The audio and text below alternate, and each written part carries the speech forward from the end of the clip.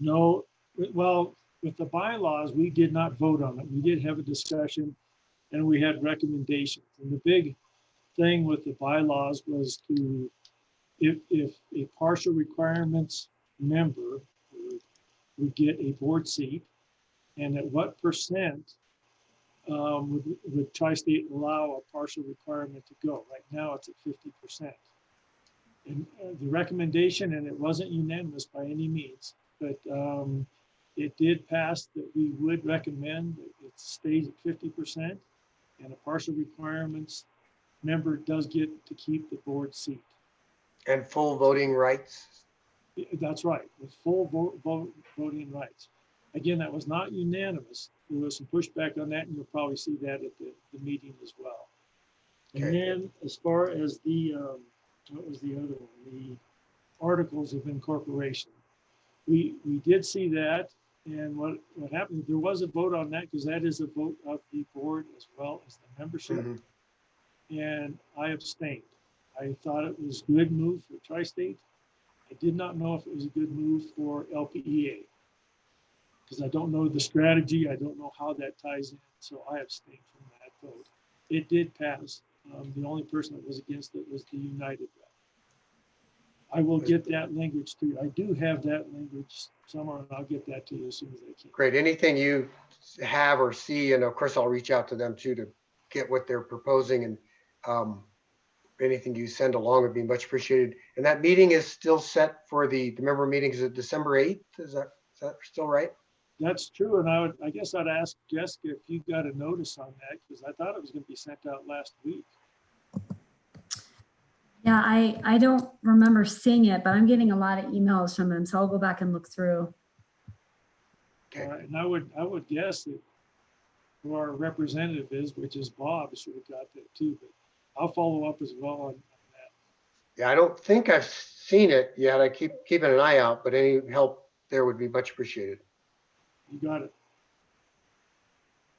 Yeah, I had seen some information on that, but I was looking to see if I could have any other additional resources, but don't. Okay, we'll go on with Rachel then.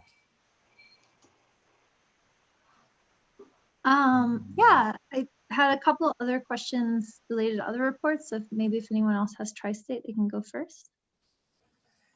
It's I can't tell by just hands up. So Rachel, why don't you go ahead? We can jump around. All right.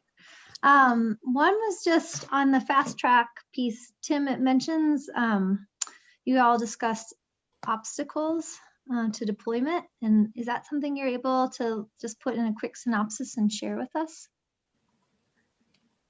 I'm sorry, could you be a little clearer about? Yeah, so on page 163, the fast track agenda, item 4, there was a report from the general manager, and there was some sort of obstacles for fiber deployment listed, but that was all. Yeah, I don't know if that's like bigger picture, like things we should know about as we look at broadband, or if that's really specific to fast track and thus irrelevant. Yeah, it's kind of an ongoing discussion around, mostly around municipalities and cities and their restrictions on fiber deployment. For example, with the case of the city of Durango, you can't have, they have a moratorium on overhead line runs for fiber. We also had a whole thing trying to get fiber up to the Manna Soup Kitchen because it crossed some city property, and it turned out getting the easement from the city took, I think, 3 or 4 city council votes for their own property. So there's these kinds of things, and yeah, it does have some, there is some overlap with what LPEA has to go through for similar kinds of things in, at least in the city of Durango and Pagosa. So there is some potential for staff to work together on that, but that particular note was that listing of those issues. Not real big picture, but not the lowest. That just seems like something to, you know how we have our little quarterly meetings with city council, and I know Kim Baxter reached out recently just to re-engage us. And I wonder if that's one to just bring up, especially now that we have somewhat of a new slate. It's just the overhead lines thing, because it, especially for fiber right now, seems pretty poignant, and there might be public support. I don't think we have a quarterly meeting with them, Rachel. I think it's I annual. thought we did. Oh, I thought we moved it to quarterly. Okay. I don't Well- know. I'm not aware. You're talking about our board and the city council? I must be mistaken, but maybe. We're I lucky did- if we can do it annually, it seems. Yeah, they wanted to move it to quarterly too. So that's, and like Britt said, they keep bumping it too.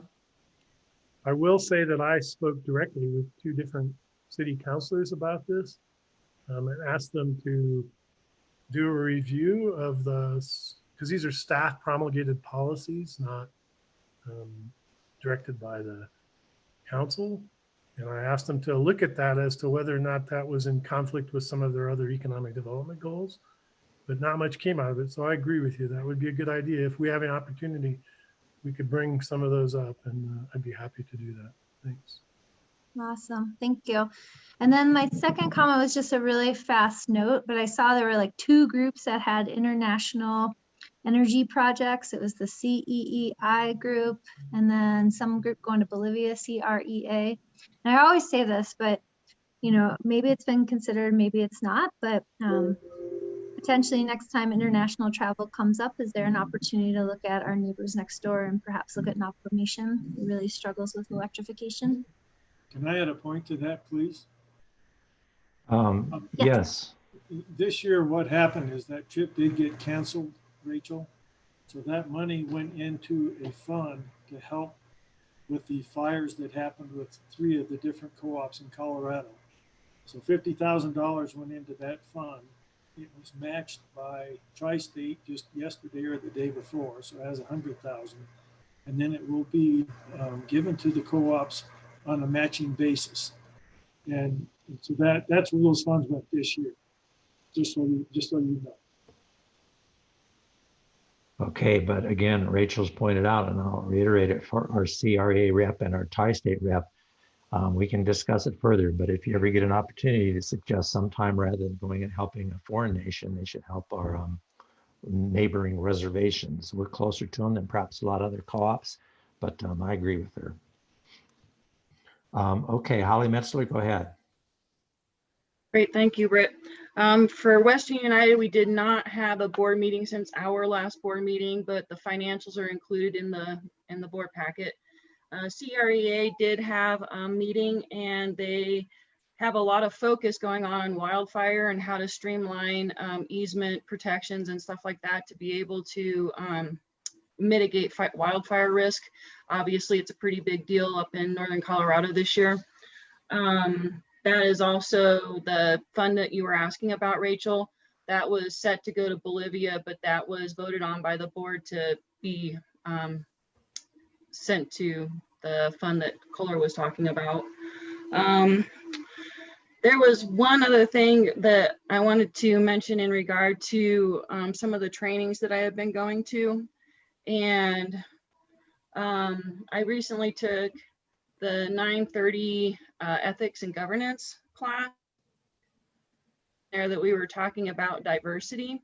And I think that this is a really important topic that's going to have to start coming up to the surface at some point, because there was something that happened on one of the other boards that I'm sitting on. And if you guys have any guidance for me on this, the lack of diversity on one of those boards allowed for a racist comment to be made in that board. And I don't think that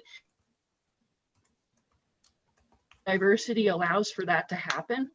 And so if anybody on this board has some suggestions on how that it was my lack of ability and my lack of leadership to be able to address that at that point in time. So I just wanted to bring that to your attention, and if anybody has any recommendations, please let me know. Yeah, that's a tough one. I know that a lot of times the rural co-ops, have tended to have an older male audience, and so then the boards that are formed from those tends to be that same way. We're certainly changing down here, but there's a long way to go.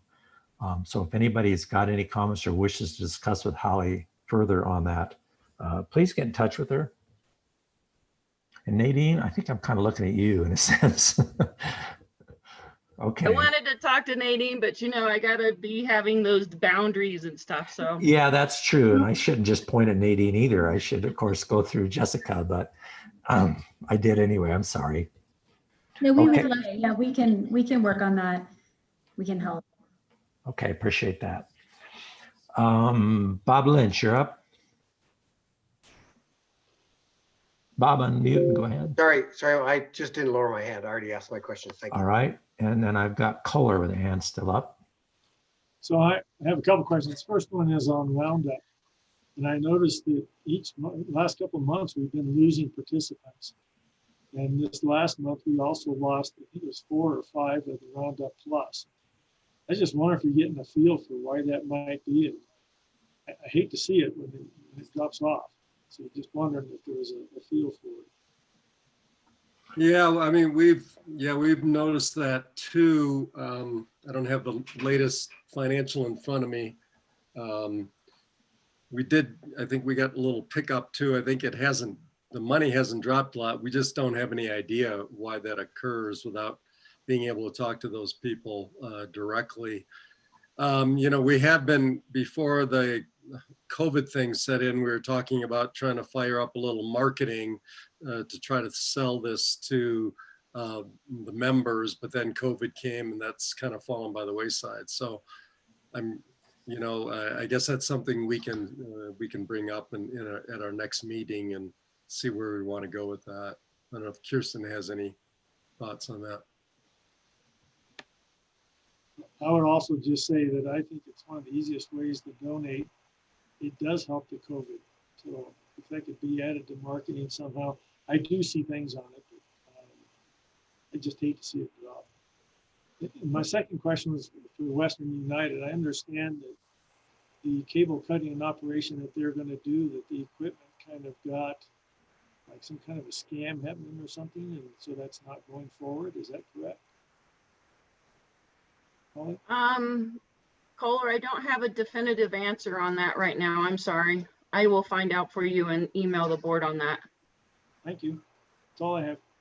And for you, sir, I looked for that long-term financial forecast for Tri-State and I couldn't find it in the shared drive. If you would direct me to it, please, sir, when you get a chance. Yeah, it's under Tri-State, under board meetings, and under a date. There's a date for every single month. And you go under that month and then you can look through those things, but there's there's 30 or 40 reports there, but normally the names will help you find them. But yes, we will direct you, but that's in a general thing. Great, thank you. Jessica, regarding Roundup, I wonder if you have some way to ask staff to determine if most of the people we lose on Roundup are lost simply because they move away and we lose their accounts. Versus, there may be some statistical way to give us some more background on that. And I think that might help the Roundup board. Okay, we can look into that. Tim, go ahead. Thank you. So at last board meeting, I believe we nominated someone, I can't remember who it was, to vote at the Basin G&T meeting. And I don't know if that vote was taken, what it was. I think we were supposed to direct them, and I'm not sure if we did. I'm just curious what happened with that vote. And yeah, may I? Sure. Yes. Yeah, so you guys directed me. The thing that Tri-State was wanting folks to vote down, they negotiated with Basin and got that taken out of there. So there really was nothing that needed to get voted on. I did take the opportunity to attend because it's always cool to see how other people do work, and I did get into a bit of a tussle with the resolution committee, which was great fun. And I have not done my write-up yet, so I'll get you guys a paragraph before the next board meeting. Thank you. Thank you, Kirsten. Okay, Rachel. I was just thinking about all those new folks that we have coming into the co-op. As Bob mentioned earlier, there's just such a long list. And just from my observation of, this is going to sound terrible, but the demographic of those folks coming in, I could see Roundup being quite appealing to them. Same with some of the green blocks that we have. And so I don't know what we do if we have a member welcome packet or anything, but just a little thought there. Yeah, some kind of a marketing push for new members to encourage them to round up and to our local green fund. I don't know about welcome packets either. Hillary, do you have any information on that? I'm sorry, I've kind of got the land of the setting sun behind me. You do. We actually do have that on our radar. It's a project that we wanted to tackle in 2021. Not just a packet for new members, but also having segmented packets. So for example, the first segment that we wanted to tackle was Fort Lewis College, so college students. So we are looking at putting together materials. I've also dropped a line to Jeannie and Aubrey just to see if they can answer that question about why those numbers might be going down. Okay, and that can be something in the report for next month, the month after, not critical, but it would be good information to help us encourage that program. Okay, Rachel, anything else? All right. Are there We're any 4 other... minutes away from finishing on time. Oh, not according to my list, but we're a half hour late. But anyhow, we're not doing bad. Does anybody else have anything that they need to say before I adjourn this meeting? I can give you an answer on Roundup, and it'll be very quick. Okay, go ahead. I can only see 2 people who actually opted out. The rest are people who moved away. And this is purely conjecture. I think where people not signing up for new accounts in person is why we're getting less people opting in. Yeah, because our CSRs would typically kind of help out a little. Good information, Carl. You're fast. I appreciate that. It's good. And that's it. I'm done. Okay. Anybody else? Then it's my privilege to adjourn this meeting before 4:30. I appreciate the effort that everybody put in, and we'll see if we can continue going next time. But I've heard this horror story about the size of the agenda in next month, but we'll see. All right, this meeting is now adjourned. You guys rock. Have a great day. Happy Thanksgiving, everybody. Congratulations. Thank you. Yay. Gobble, gobble, Hey, gobble, gobble. now I can start drinking. I'll start. Oh, were we not supposed to start drinking yet? Kidding. Oh,